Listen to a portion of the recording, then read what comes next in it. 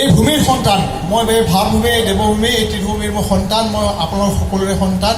আৰু মই আপোনালোকক এটা জন্ম পাই মই সুখী হৈছোঁ মোৰ পৰম পূজ্য মোৰ গুৰু শ্ৰীমন্ত শ্ৰী ৰঞ্জিতগিৰি মহাৰাজ মোৰ বংশগুৰু মোৰ গুৰু আৰু যাৰ মাৰ্গদৰ্শনৰ পৰা মই প্ৰতিটো মুহূৰ্তত চিৰসত্য সনাতনৰ হৈ কাম কৰি গৈ আছোঁ আৰু কৰি গৈ থাকিম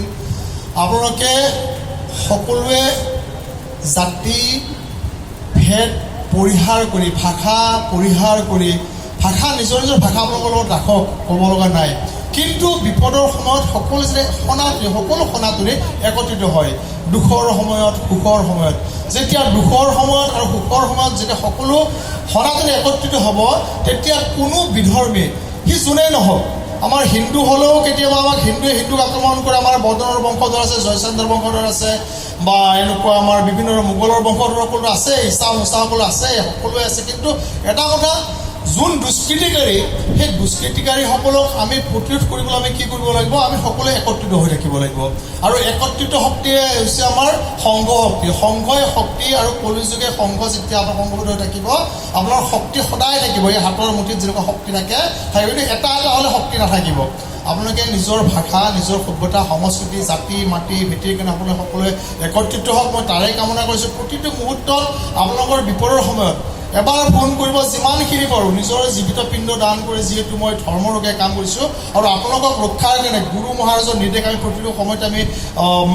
ফ'ল' কৰি থাকোঁ কাৰণ এইবাবে কৰোঁ গুৰুৱে যেতিয়া ক'ব এইটো কৰিব লাগে আমি কিন্তু তাক না কৰিব আমি নোৱাৰোঁ আমি কৰি গৈ আছোঁ কৰি গৈ থাকিম এইবাবে কৈছোঁ সকলোৱে একত্ৰিত হৈ থাকক একত্ৰিত হৈ থাকিলে সুৰক্ষিত হ'ব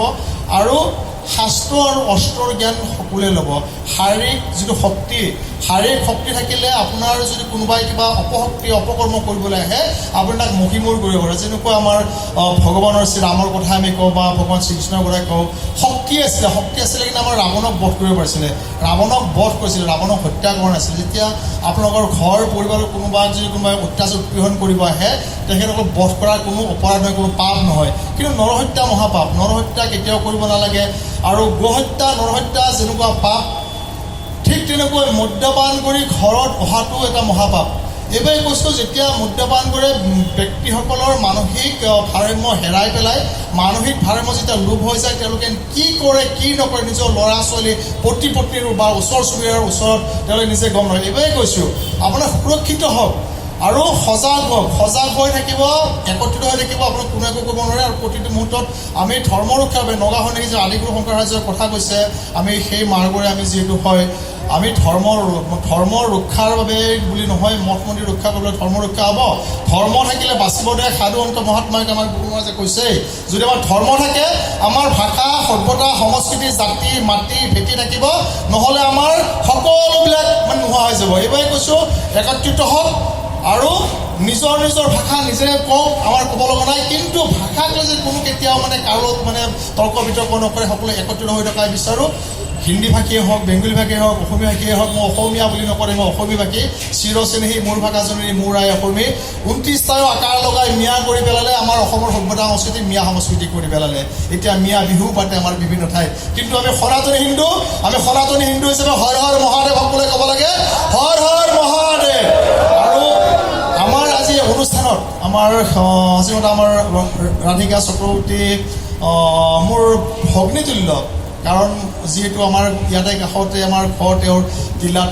মোৰ তাৰে কাষতে মোৰ আশ্ৰম মই গম পোৱা নাছিলোঁ যদিও মই এতিয়া গম পাইছোঁ প্ৰতিটো মুহূৰ্তত আপোনাৰ বুলিয়ে নহয় প্ৰতিটো সনাতনীৰ লগতে মই আছোঁ যে ধৰ্মৰ হৈ কাম কৰে আমি তেওঁৰ ৰক্ষাৰ বাবে আছোঁ আৰু যে অধৰ্মৰ হৈ কোনোবাই কিবা কৰে তাক বিনাশ কৰিবলৈ স্বামী পৰশুৰামগিৰি মহাৰাজ নাগাওৱা হাতত পাৰ্চাখন থাকে আমি বধ কৰিবলৈ কুণ্ঠবোধ নকৰোঁ হত্যা আমাৰ কাম্য নহয় আমাৰ বধ কাম্য